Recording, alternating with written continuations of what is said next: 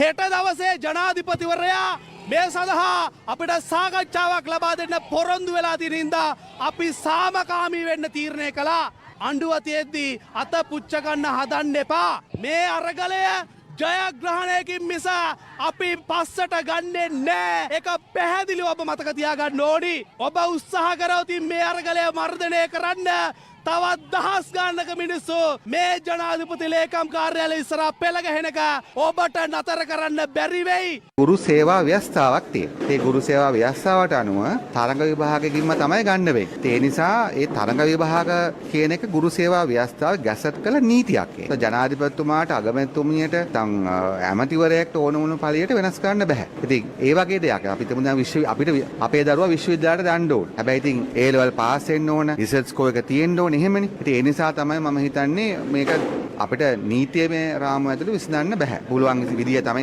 නීතිමය රාමුව ඇතුළේ විසඳන්න පුළුවන් විදිය තමයි තරඟ විභාගයට ඇවිල්ලා එකෙන් පාස් වෙන එක.